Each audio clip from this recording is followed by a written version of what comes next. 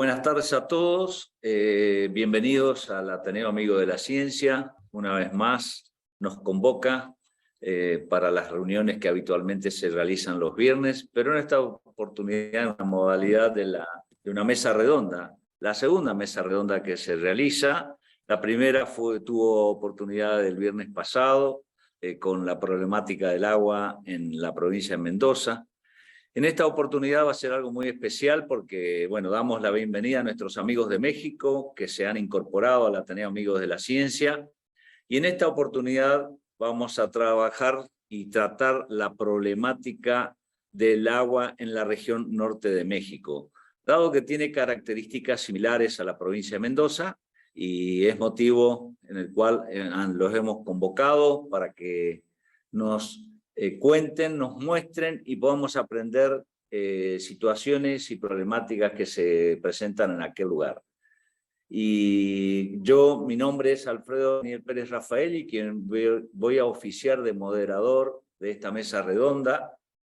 En esta oportunidad tendremos el honor de escuchar al ingeniero Puy, quien hará su presentación. Bueno, ingeniero, un gusto poder tenerlo en esta mesa redonda y somos todos su escucha y muchas gracias por su presencia. Sí, muchas gracias. Buenas tardes a todos. Antes que nada, les envío un cordial saludo desde Ciudad de México. Estamos por acá con mucho gusto poder participar en este evento del Ateneo, que nos ha hecho favor de invitar el doctor Rigoberto Ruiz, y que ya habíamos tenido la oportunidad de participar la semana pasada en escuchar algunas de las interesantes pláticas que se desarrollaron sobre la situación del agua en Mendoza, lo cual ya nos hizo conocer un poco las similitudes que puede haber con algunas partes de México. Y en este caso vamos a presentar un documento que hicimos, una compilación de información acerca de las condiciones, primeramente del agua superficial en lo que es México, un país muy diverso, que van a ver que tiene muchas similitudes con zonas de Argentina, y me permití preparar una presentación, para lo cual quiero compartir la pantalla e irles explicando para que gráficamente sea más fácil entender algunos aspectos de la geografía de México y de las condiciones hidrológicas en primer caso, primera parte del agua superficial. Ya se verá el agua subterránea en una segunda plática con el ingeniero Raúl Morales. Entonces, el tema que vamos a platicarles con mucho gusto es acerca de los recursos hídricos superficiales de México, y de algunos temas relacionados con esto, las condiciones de lo que es el país en cuestión del agua en la superficie. Para ello hicimos una compilación de información de diferentes dependencias encargadas tanto de cuestiones geográficas como cuestiones de hidráulicas, hidrológicas. Y en base a esta información, que pues es de una publicación reciente, aunque no toda es de últimos años y está actualizada, pues sí nos da una idea muy general y creo que interesante de cómo se comporta el agua en México. Ya verán la gran variedad de escenarios que se tienen.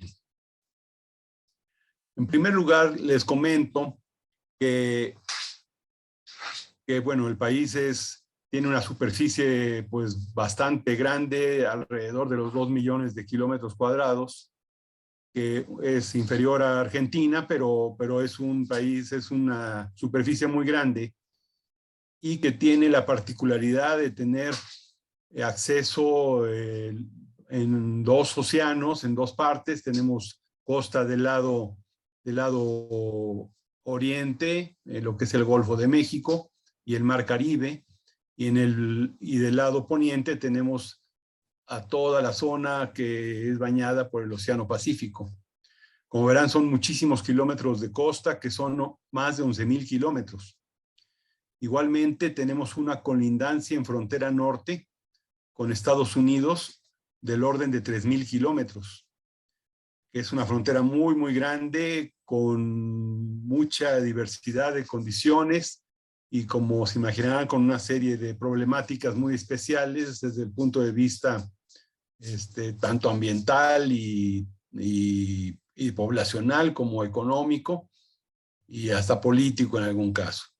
México colinda con los estados de California en la parte noroeste, luego tenemos a Nuevo México, Arizona y Texas en la parte, se puede decir norte, noreste. En la parte sur colindamos con Guatemala y con el pequeño país de Belice. Es una colindancia mucho más pequeña, pero en todas ellas se tienen cuestiones también relacionadas con el agua, como vamos a ver en un tema especial de las cuencas compartidas que se tienen con los países, puesto que en algunos tramos de los límites se tiene, son ríos los que forman el límite entre México y Estados Unidos, o entre México y Belice o Guatemala.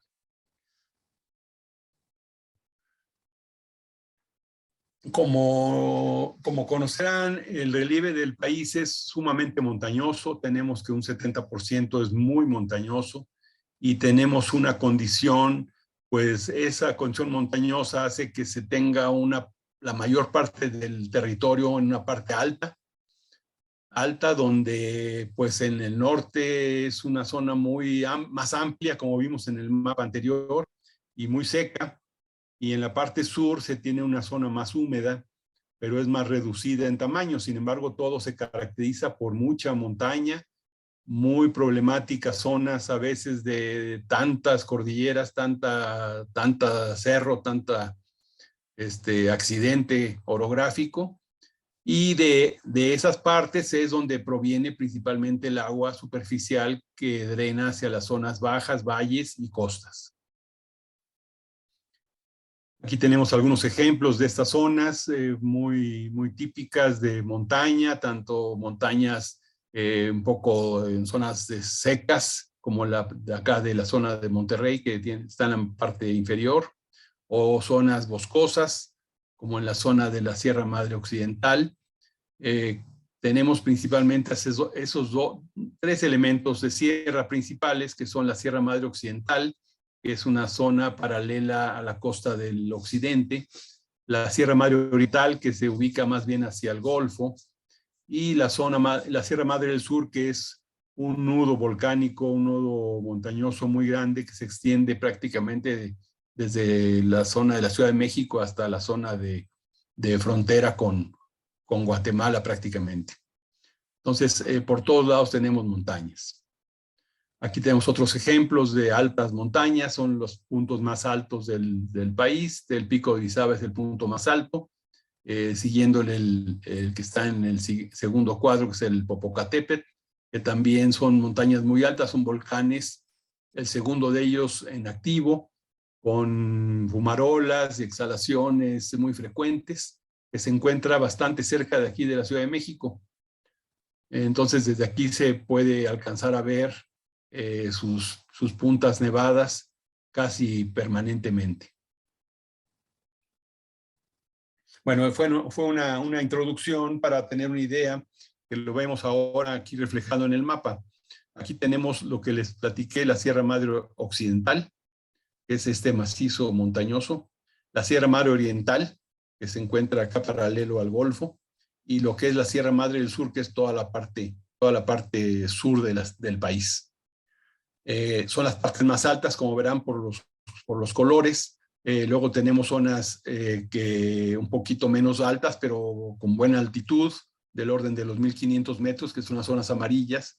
Y como verán, las zonas ya más bajas, que están pegadas a las costas, principalmente son muy angostas generalmente, y son las zonas de terrenos pues que tienen mayores facilidades y facultades para cuestiones agrícolas, aunque las más anchas son las de la zona de lo que es Tabasco y Veracruz, y lo que es la península de Yucatán, que no son suelos tan aptos para cuestiones agrícolas, pero son las zonas más extendidas con pendiente menor y menos altitud. Como un elemento importante que les quiero comentar es el clima, porque la variedad de los climas en México es muy, muy notoria, y el clima pues tiene mucho que ver con las cuestiones de la información que se requiere para cualquier estudio relacionado con el agua. Entonces es un bosquejo sobre el clima de lo que es México, donde tenemos de todos los tipos de clima, desde climas de los más secos, áridos, tienen desiertos bastante extensos, como el desierto de Sonora que se ve aquí en la imagen. Hay algunas partes de desierto inclusive que son pues exclusivamente dunas arenosas, como hay zonas también en Sonora, en Chihuahua, en Baja California. Y estas zonas se encuentran principalmente hacia el norte porque es la zona donde se presenta menos precipitación, son zonas más secas. Hacia el sur, sureste, se presenta más humedad, más lluvias.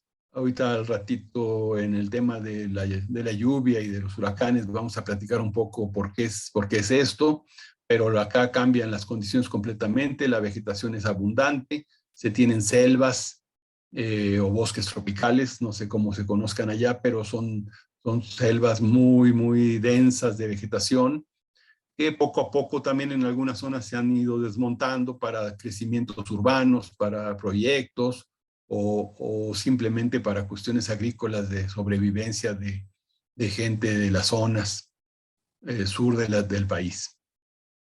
Aquí tenemos un ejemplo de lo que es el clima templado y tenemos, como les decía, desde climas de todo tipo hasta clima frío.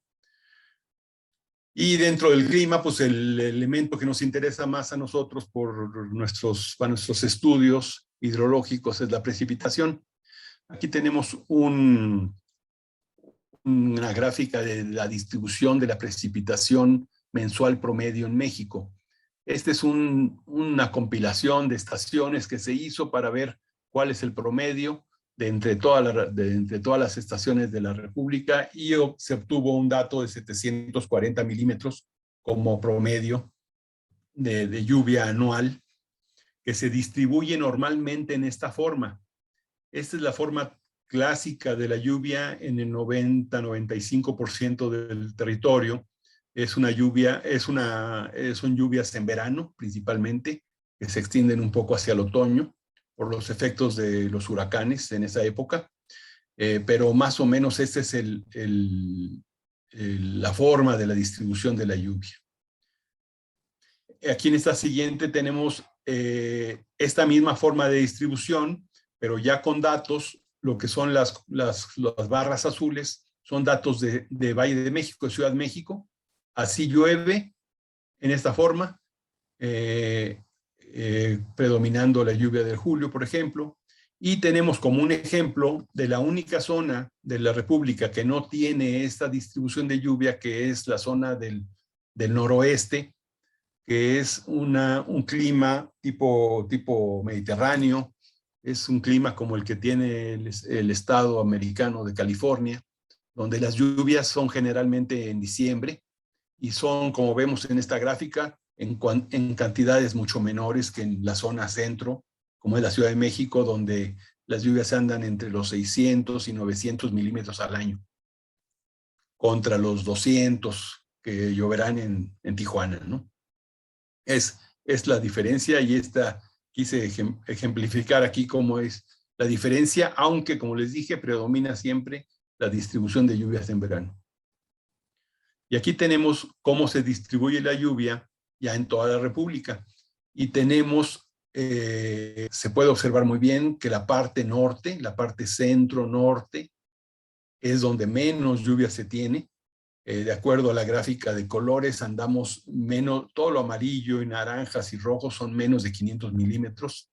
Y los rojos estamos hablando ya de menos de 100, 200 milímetros, como aquí es el caso de la península de Baja California, que es una península completamente desértica, con lluvias que inclusive se reportan datos anuales a veces de 0 milímetros, y con muchos problemas para el abastecimiento de agua.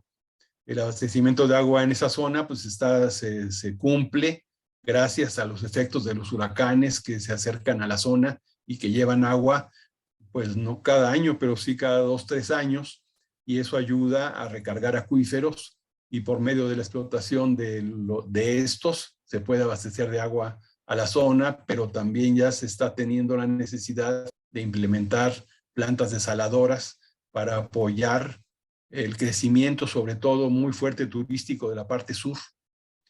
Y en la parte norte, pues hay bastante uso del agua, más o menos se mantienen y hay suficiente, pero como hay mucho desarrollo de cultivos de uva para vino, entonces sí se requiere también cantidades muy importantes de agua acá en esta zona de Ensenada, Baja California.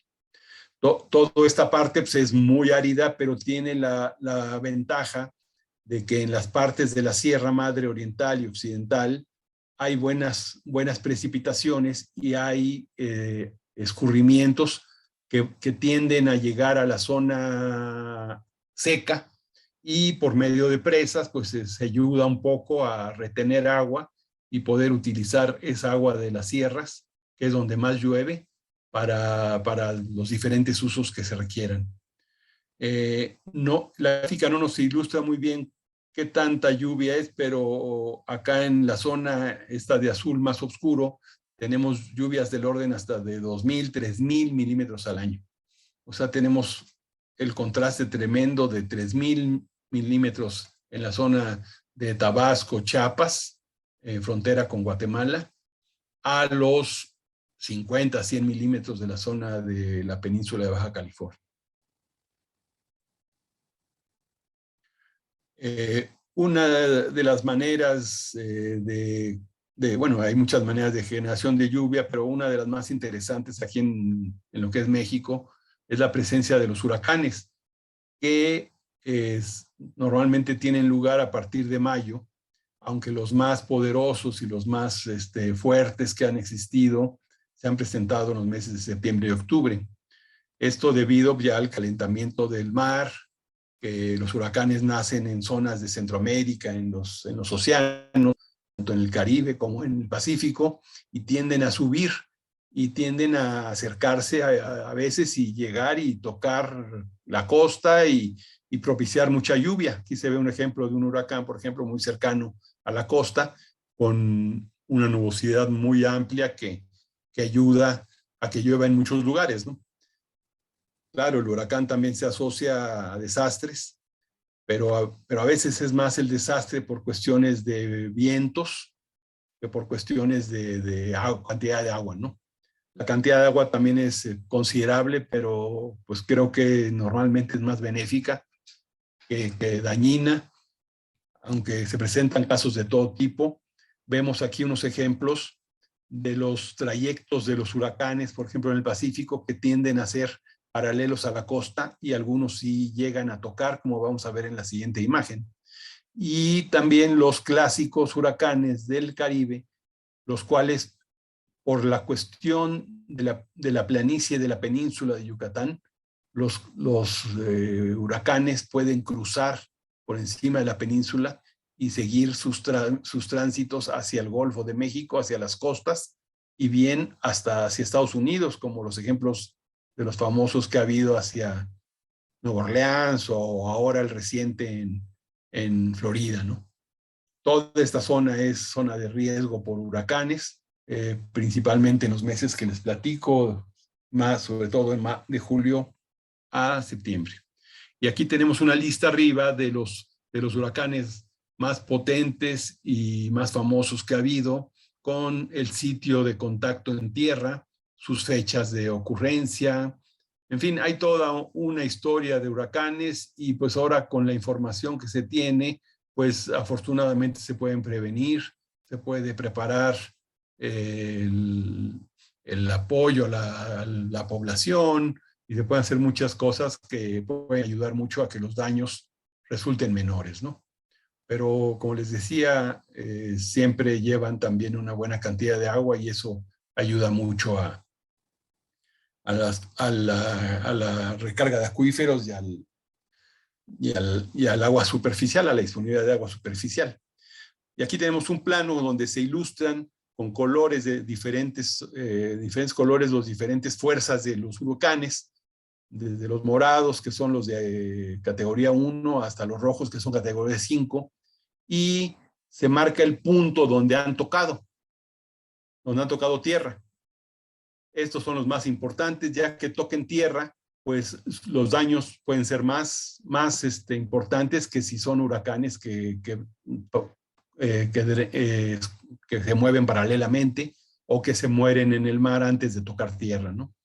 Se tiene la ventaja en México de que las zonas montañosas que están cerca de las costas, en toda la parte del Pacífico y parte del Golfo, retienen un poco los efectos, reciben el agua, pero ya evitan que sigan transitando los huracanes, como pasa en partes planas de Estados Unidos, o como les decía, en la península de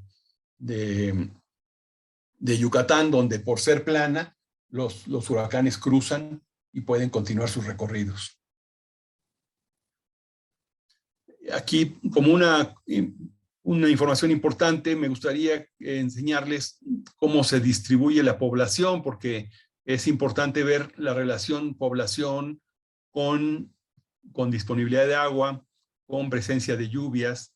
Y aquí tenemos, por ejemplo, en los colores más oscuros, donde están las poblaciones más pobladas, las zonas más pobladas por municipios, y las zonas que se encuentran muy despobladas. Está este plano del INEGI, que es el Instituto Nacional de Estadística y Geografía, que lleva la cuestión de los censos. Y aquí podemos ver, por ejemplo, que se tiene en Ciudad de México con 9 millones de habitantes. En Jalisco se tienen 8 millones. En Veracruz, que es acá, ese estado, son 8. En Puebla, que es un estado pequeño, hay 6 millones. En Guanajuato, 6. En fin, en el país tenemos alrededor de los 130 millones de habitantes, repartidos más o menos con esta distribución y esa densidad. Aquí se ve un poco más claro cuáles son las ciudades más grandes, que tienen más de 3 millones, que son las rojas. Las manchas rojas se ven demasiado grandes en algunos casos, las manchas en general, porque están delimitadas los municipios, o son como las alcaldías o las delegaciones. Entonces se marca toda la delegación, pero normalmente la ciudad es lo importante. Por ejemplo, aquí en caso de Monterrey, se tienen 6, 7 municipios conurbados, y esta está clasificada dentro de las zonas más grandes, con más de 3 millones. Luego siguen las naranjas, las verdes y las amarillas. Y como verán, las grandes poblaciones se tienen en la zona centro, y ahora se están generando también poblaciones muy grandes en la frontera y en algunos estados del norte, donde las condiciones de disponibilidad de agua son menores, y que generalmente ocasiona que en todas estas ciudades se tengan problemas de abastecimiento de agua potable, porque son zonas más secas, con restricciones, con acuíferos con problemas, con poca disponibilidad de agua superficial, y que también el agua superficial no siempre es la mejor forma de abastecer de agua potable a las poblaciones. Entonces, este mapa nos está ilustrando y nos está relacionando cómo está la población relacionado con la cantidad de agua, ¿no? Ahora bien, ya entrando en tema de hidrología, tenemos que la República se divide en 3 grandes vertientes. La primera es la del Océano Pacífico, es el agua que drena hacia el Océano Pacífico. La del Golfo de México igualmente tiene un poco menos de ríos. La del Pacífico tiene hasta 100 ríos, hablando de corrientes principales. Y hay una vertiente interior que no tiene salida al mar. Ahorita vamos a verlas con detalle, donde nada más hay 2 ríos de cierta dimensión. Tenemos entonces, y aquí un dato interesante, que por cada 100 litros de lluvia, 72 regresan a la atmósfera, 21 escurren y 6 se infiltran a los acuíferos. Más o menos es un balance hídrico que considera la Conagua, que es la dependencia que ahora maneja el agua en México. una comisión, se llama la Comisión Nacional del Agua, que desde hace algunos años es la dependencia encargada. En algunas administraciones anteriores, hace como 20 años o antes, el agua era atendida por una Secretaría de Estado, un ministerio. Y con el tiempo, pues quizá ha perdido un poco de fuerza la cuestión del agua, que malamente no es atendida ahora por un ministerio, sino por una comisión que forma parte de la Secretaría del Medio Ambiente y Recursos Naturales. Aquí tenemos la delimitación de la República en 37 regiones hidrológicas. Aquí estamos viendo con colores cada una de las regiones. Cada una se refiere a un río muy importante o a un conjunto de ríos o a un grupo de ríos que se encuentran dentro de alguna cuenca de tipo endorreico. Como ahorita vamos a ver una por una las vertientes, pero esta es la delimitación que por cuestiones hidrológicas se tiene de la República. Aquí tenemos la vertiente occidental, que es toda la parte de península de Baja California y toda la costa, que tiene 23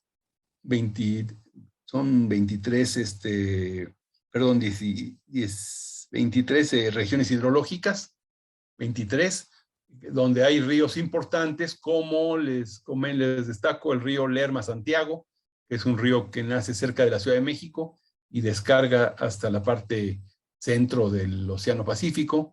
Tenemos otra cuenca muy importante que es el Balsas, el río Balsas, que descarga acá en la zona de Guerrero, Michoacán. Son los ríos más importantes de esta vertiente. Esta sería la del Golfo, donde se tienen ríos muy importantes como el famoso río Bravo, que es el río límite entre México y Estados Unidos. Es un río que nace en Estados Unidos, forma el límite y descarga en el Golfo de México entre los dos países. En todo este trayecto es pues lo que a lo mejor se conoce por el río que es atravesado, que es nadado, cruzado por inmigrantes que quieren pasar a Estados Unidos, ¿no? Y se tienen otros ríos muy grandes, los más caudalosos del país se encuentran en esa zona porque se alimentan de la zona con más lluvia. Tenemos al río Papaloapan, al río Coatzacoalcos, el río Grijalva y el río Usumacinta, que son los 4 o 5 ríos más caudalosos del país, de cortos recorridos quizá, pero de mucho caudal por la zona donde se alimentan, donde se generan sus aportaciones. Y en tercer lugar tenemos la zona de la vertiente interior. Estas coinciden con zonas muy áridas y son zonas donde los ríos no tienen salida, tienden a formarse por las bajadas de las sierras, pero el agua se queda estancado. Estas zonas hay partes que quizá puedan ser similares allá a Mendoza, como la zona del río Nazas, que drena a partir de la Sierra Madre y baja hacia la ciudad de Torreón, y después se forman lagos, obviamente intermitentes, y que ahora ha sido controlada con presas que aprovechan el agua para el riego de las zonas ahí de lo que se llama la región lagunera o la zona de Torreón, como les decía. Bueno, voy un poco más rápido para el tiempo que tenemos, pero aquí quería enseñarles un trabajo en el que tuvimos el gusto de participar, que fue hacer la cartografía hidrológica de aguas superficiales de la República. Durante 10, 12 años trabajamos en este proyecto de hacer el levantamiento de las diferentes zonas, regiones hidrológicas, cuencas, presas, zonas con más menos escurrimiento, con más menos lluvia. Se hizo todo un levantamiento, se hizo recorrido general por todo el país y se levantaron estas, como esta que se ve de fondo, que es una carta hidrológica, se levantaron como 120 cartas y también se hicieron otras a escala 1 millón para tener una información más general pero más rápida. Y ese trabajo lo hizo el Instituto Nacional de Estadística y Geografía que es una dependencia que también ha perdido fuerza en el aspecto geografía, porque ahora se dedica más bien a cuestiones estadísticas, cuestiones de censos, y la geografía pues ya afortunadamente se quedó una buena base cartográfica que se ha ido actualizando, pero ya no es una dependencia del tamaño como fue en los años 60, 70, 80. Esta es una compilación de lo que es la Carta de 1.000.000, reducida a 4 millones, donde se tienen la región, las vertientes, las regiones y una clasificación del escurrimiento para cada cuenca. Cada una de estas delimitaciones son cuencas dentro de las regiones 37 que les platiqué, y cada una tiene una clasificación de una lámina de escurrimiento en función de información hidrométrica que se tiene en los diferentes ríos o en las diferentes zonas, y de ahí se tiene una clasificación de colores donde más escurre, que son esos tonos verdes, un poco menos los verdes más secos, y ya escurrimiento muy, muy limitado, de muy pocos milímetros de escurrimiento en las zonas naranjas o amarilla clara, ¿no? Ahora bien, les comentaba de la CONAGUA. La CONAGUA es la dependencia encargada, y como dependencia encargada, para su facilidad, delimitó la República en 13 zonas administrativas, a las que les llamó organismo de cuenca.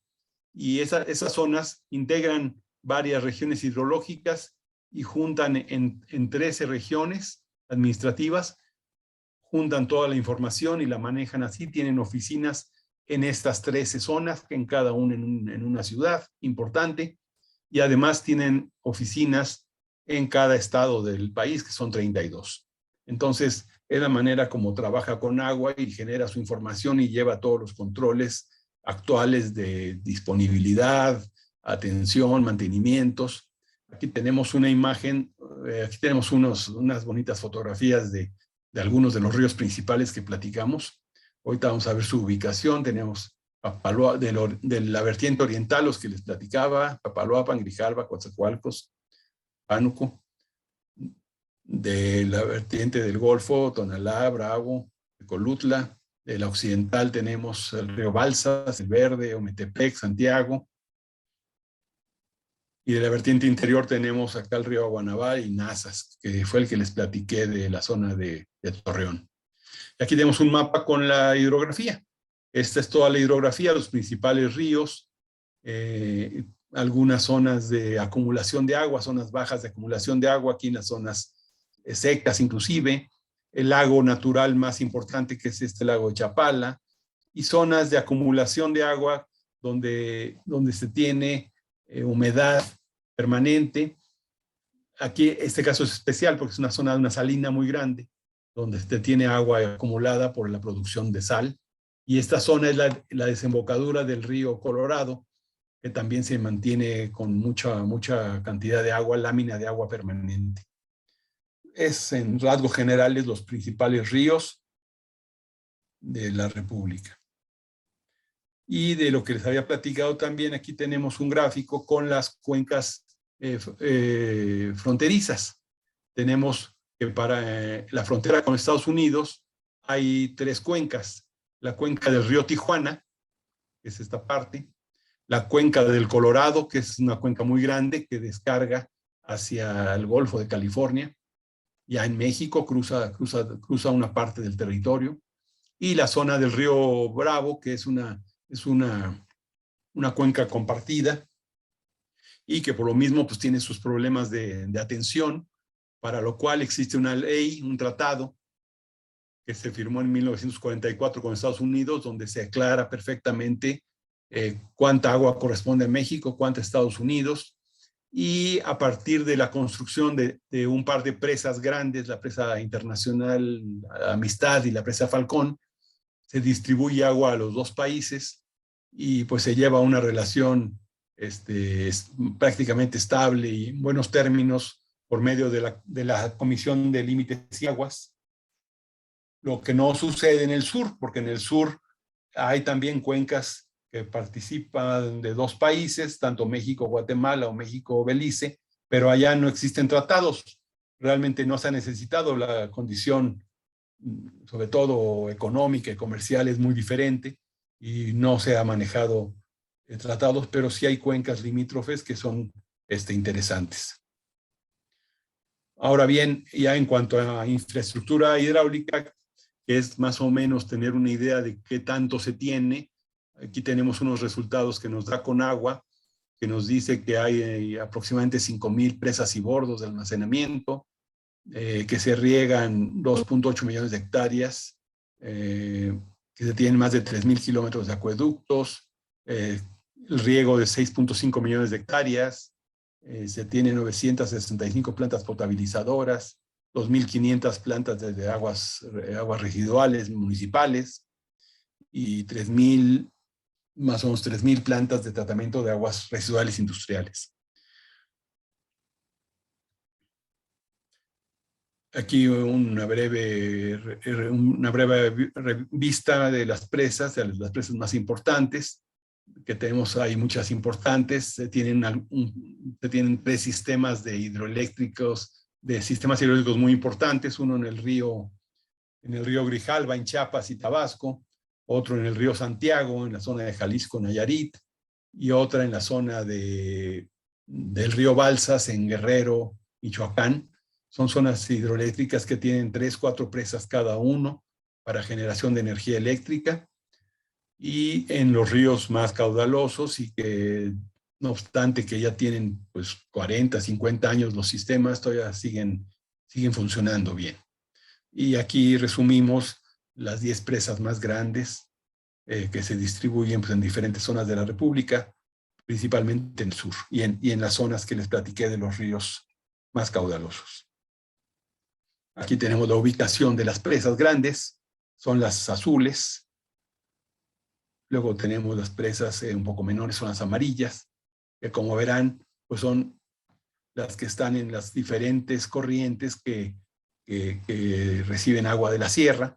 Hay en la zona hacia el interior, hay algunas, como esta es la que les comento de Torreón, que recibe el agua de la sierra y apoya y controla el agua para que no haya problemas y sí hay alimentación tanto de acuíferos como del distrito de riego de Torreón. Acá están los sistemas que les platicaba también. Aquí están las presas del sistema del Santiago, las presas del sistema del Grijalva o las presas del sistema del Balsas, ¿no? Entonces, son las principales presas de la República distribuidas y como verán, en la zona norte pues no tenemos mucha presa porque no hay aportaciones suficientes, aunque se ha tratado de optimizar el control del agua con fines de control de avenidas y aparte de utilización del agua. Inclusive en los últimos años se ha incrementado el uso de agua potable, puesto que en esta zona norte no se tiene a veces la disponibilidad suficiente. Entonces con agua de presa se ha podido apoyar al suministro de agua para ciudades importantes como Monterrey, por ejemplo, que ahora casi su principal aportación es por medio de agua de presa. Tenemos también muy ilustrativo este plano y esta información de los distritos de riego viene por zonas administrativas, las 13 zonas, y si ven, estos son los distritos de riego que se tienen. Son distritos de riego a partir de la mayoría, a partir de obras hidráulicas construidas, y se encuentran en zonas, como les digo, muy pequeñas de las planicies costera del noreste, de acá de la zona de la costa del Golfo y pequeños valles interiores. No hay tantas zonas agrícolas relevantes. Esta es la zona de Torreón, que es relevante por lo que les platico, pero no hay zonas demasiado grandes relevantes, también debido tanto a la escasez de agua, la parte seca de todo el norte, y a las zonas y a la dominancia de zonas montañosas de toda esta parte sur, ¿no? Tenemos aquí los datos de disponibilidad de agua y disponibilidad per cápita de las 13 zonas administrativas. Según se ve, más o menos tienen más o menos porcentajes similares en cuanto a su disponibilidad per cápita. de metros cúbicos por habitante por año. Y en cuanto a los usos, también la Conagua lleva el control del agua, cómo se usa, con una gran predominancia del agua para uso de riego. Es el uso número 1, y se tiene, por ejemplo, que de aguas superficiales ocupan 123,000 millones de metros cúbicos, y de agua subterránea 285. Y aquí tenemos los porcentajes de los usos. Tenemos que el uso agrícola es el que se lleva la gran parte, 76%, y de esto 88% proviene de aguas superficiales. Para energía eléctrica, que más bien es para cuestiones de centrales térmicas de enfriamiento, de cada 100 metros cúbicos, 4.7 litros son para energía y 4.2 provienen de aguas superficiales. Para el abastecimiento público en general se usa el 14% del agua de México. De estos, el 6% proviene de aguas superficiales, del 14%. Y la industria autoabastecida, pues son porcentajes un poco menores, pero realmente lo importante es la predominancia del uso agrícola, y pues ya también la importancia del uso de abastecimiento público urbano. Y con esto termino la explicación breve de tanta información que puede haber en un país tan diverso como han visto, y pues les agradezco la atención. Bueno, habilitamos nuestros micrófonos. Le vamos a dar un aplauso al ingeniero Agustín Puig por su presentación, que ha sido muy amplia.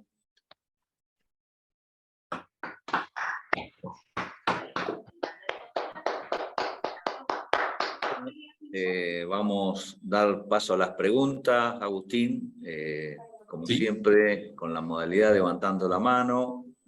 Así que estamos a la escucha de las posibles preguntas para el ingeniero Puig Valadez, que bueno, está a su disposición. Adelante, Rigoberto, con la pregunta correspondiente. Sí, yo creo que nomás ahí faltó un poquito, Agustín, que nos platicaras de que también utilizamos bastante en la parte occidental de México desaladoras, sobre todo en la parte de Baja California, que no tiene mucha lluvia, y eso se utilizan allá algunas desaladoras, ¿no? Sí, así es, Rigo. Sí, algo mencioné por ahí de que sí, en la zona de Baja Sur se está implementando ahora en la ciudad de La Paz y en Los Cabos desaladoras por la falta de agua y la condición de los acuíferos actualmente. Y también se está buscando en algunas otras partes, en Cozumel y en algunas costas de Sonora. En fin, hay varios proyectos de desaladoras, sobre todo en las zonas donde se complica el suministro de agua, en las costas. Y pues sí, es una nueva opción, pero sigue siendo un poco cara. Por lo mismo no se ha implementado de manera más sistemática, puesto que tenemos demasiada materia prima, ¿no? Adelante, Alberto, con la pregunta, por favor. Sí, Agustín. Y yo quisiera, digamos, preguntarte, en México, ¿cómo se cuantifica el consumo doméstico del agua potable y cómo se paga? ¿A dónde se paga? Bueno. Normalmente el servicio del agua potable se proporciona a nivel municipal, ya sea que lo lleve el propio municipio como parte de gobierno, o bien que lo lleve alguna compañía o alguna compañía particular que tenga concesión. Y es un servicio donde pues la prioridad será el dotar de agua suficiente en calidad y cantidad, y se cobra sí en función del consumo, para tener pues ahora sí un control, puesto que el agua no sobra en ninguna parte y hay que cuidarla mucho. Sí, quien consume más agua tiene que pagar cantidades más grandes por el metro cúbico, ¿no? Pero normalmente se maneja así, ya sea por el medio municipio, que forma organismos o servicios de agua potable y sanitaria, o bien por medio de compañías que han empezado a llegar a México, algunas inclusive extranjeras, que llevan el servicio del agua a ciudades importantes inclusive. Entonces entiendo que deben haber medidores domésticos Sí. del consumo de agua. Efectivamente, hay medidores, ahora anteriormente de los medidores manuales, de los clásicos, y ahora ya hay electrónicos para medir en cada domicilio el consumo del agua y cobrarlo debidamente, ¿no? Sí. Bueno, te agradezco mucho la información. Bueno, le damos paso a Raúl y luego, en todo caso, a Luis Blanco. Adelante, Raúl. Quería solamente preguntarte, Agustín, Sí, y si tiene, dentro de esas presas que mencionaste, nosotros normalmente le llamamos diques, ¿hay alguna que esté controlada, digamos, esas presas que generan energía eléctrica, hidroeléctrica, si hay controles lejanos, o sea, que sea un control, por ejemplo, desde una computadora a muchos kilómetros de distancia? Esa es la pregunta. Sí, efectivamente se tienen, puesto estas presas que generan electricidad, son operadas por la Comisión Federal de Electricidad, que es una dependencia que se encarga de todo lo que es cuestión eléctrico en el país, tanto de la generación como la distribución de la energía. Entonces, en CFE se tienen centros de operación automatizados pues para los sistemas, porque como les decía, normalmente los sistemas no solamente es una presa, sino a veces son 2, 3 y hasta 4 presas. Y en el caso, por ejemplo, del río Grijalva, son presas de gran tamaño que tienen que estar controladas, puesto que es importante controlar tanto la producción eléctrica como también controlar los flujos que van de las presas altas a las de abajo, ¿no? Entonces siempre es importante, puesto que son zonas de mucha agua y el control, y aprovechando el tamaño de las presas, pues tienen embalses considerables que ayudan mucho al control de las avenidas. Entonces sí, pero sí se tienen en la CFE, con oficinas centrales en México, pero con oficinas locales en cada zona de generación de energía. Gracias. La pregunta mía, Agustín, apuntaba al riego agrícola en todas sus formas, ¿no? ¿Qué tipo de metodología utilizan? ¿Cómo está tecnificado, medianamente tecnificado? Sobre todo en las zonas áridas, porque hemos visto la impresionante variedad de climas que tienen y sobre todo precipitaciones. Sí, bueno, los distritos de riego tienen características muy diferentes unos de otros, puesto que dependen mucho ahora sí que de dónde se encuentren, la producción, la forma de producción, los mismos cultivos que desarrollan. En general creo que son distritos ya muy antiguos todos, puesto que las presas se hicieron, todo el desarrollo de presas para riego empezó en los años 40, 50, 60. Últimamente ya no ha habido presas nuevas para riego y los distritos se mantienen, pues ahora sí que en condiciones en lo mejor que pueden los propios usuarios y con apoyo de gobierno, que seguramente no es mucho. Sí tengo yo información, no tengo exactamente la información completa, pero sí sé que en algunos casos falta tecnificación, no hay canales recubiertos en muchos lados. En algunos lados esto es favorable porque permite también un poco de recarga de acuíferos, de retorno de agua, ¿verdad? Pero en otros casos, pues sí se pierde agua, ¿no? Siempre sí creo que hay más deficiencias que progresos, y sí sé de distritos muy tecnificados, de muy alta rentabilidad, como los de la zona de Sinaloa y Sonora, donde se produce cultivos de muy alto valor y mucha producción también. Perdón, ahí voy a intervenir un poquito.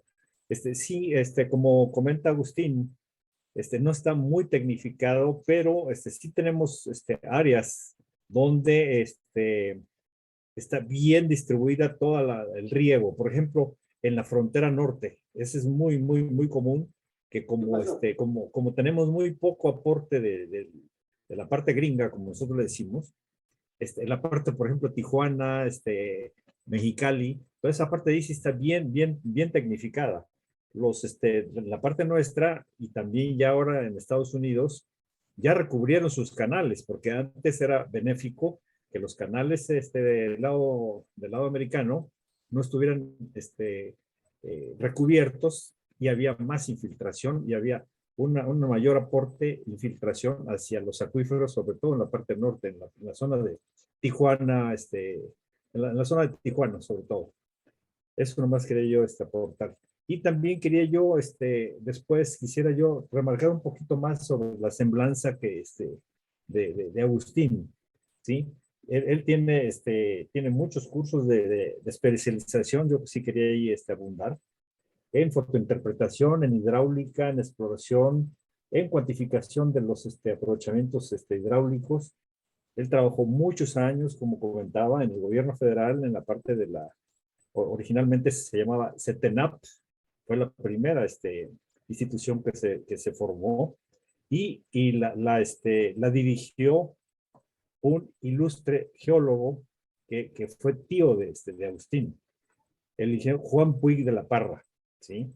Que desafortunadamente ya no está con nosotros, pero fue un impulsor, pero tremendísimo, de la parte de cartografía, porque él era geólogo, de origen era geólogo, entonces por eso, en la época en la que se fundó la CETENAP original, que dependía directamente de la Secretaría de la Presidencia de la República, fue en la época de Echeverría, si no mal recuerdo, Agustín, Sí, ¿sí? un Porque a mí poquito me antes. tocó, sí, a mí me tocó también pertenecer a la CETENAP cuando estaban allá en el centro. Yo era el que les Gracias, hacía, Rigoberto. Bueno, yo les hacía adelante, los Antonio, estudios. en forma breve, por favor, con las preguntas. Así podemos dar paso al expositor siguiente. Adelante, Antonio. Sí, cortita la pregunta. Complementando la pregunta que hizo Tato Salaza, la medición es una micromedición que se hace para el consumo del agua domiciliaria. ¿Existe macromedición a nivel de cabecera, digamos, de la distribuidora? Es decir, se mide el consumo en los domicilios y se mide el consumo previamente que sale para distribuir, para conocer las pérdidas que tiene la red. No sé si se puede contestar eso. Gracias. Bueno, mira, Antonio, creo que sí hay información, no, a lo mejor no en todos los casos, pero sí se tiene cuestión, por ejemplo, si hay pozos de abastecimiento, pues los pozos tienen su medidor. Si el abastecimiento es a partir de una planta de tratamiento, pues también hay una medición del agua tratada que está ayudando, ¿no? En el caso de la Ciudad de México, por ejemplo, que es un caso muy especial, donde falta el agua por la gran población que tiene, existe un sistema que se llama el sistema Cutzamala, que trae agua de aproximadamente 150 kilómetros y de un lugar ubicado 500 metros abajo de la Ciudad de México, para llevar cantidades muy grandes de agua. Y ese sistema distribuye, ya que llega a la parte alta del valle, distribuye agua a toda la ciudad y pues seguramente tiene en sus tanques de almacenamiento y distribución, tienen también sus medidores, ¿no? Entonces creo que sí hay un buen control y sí también les platico que en la Ciudad de México y en muchos otros lados, pues hay muchas pérdidas por fugas. La Ciudad de México tiene el problema grave de los temblores y las instalaciones antiguas que había, que no eran todavía plásticas, todo eso pues se fueron rompiendo con los efectos de los sismos y pues sí hay un porcentaje serio y muy importante de fugas en este sistema que es el que más conozco, pero seguramente en todos hay, ¿no? En mayor o menor medida. Gracias, Agustín. Adelante, Raúl Morales Escalante. Únicamente para profundizar un poco en esta última pregunta, las grandes ciudades, principalmente en estas, existe sectorización y hay macro y micromedición. Y entonces, de esa forma, pueden determinar qué tan buena es la eficiencia física en la distribución de agua. Desafortunadamente, por diversas razones, como ya lo comentó Agustín, los sismos, la consolidación del suelo y los asentamientos diferenciales, en algunos casos, etcétera, hay mucho que hacer en cuanto a mejorar la eficiencia física. Ok, gracias, Raúl. Bueno, si no tenemos alguna pregunta más, pasaríamos a la exposición del ingeniero Raúl Morales.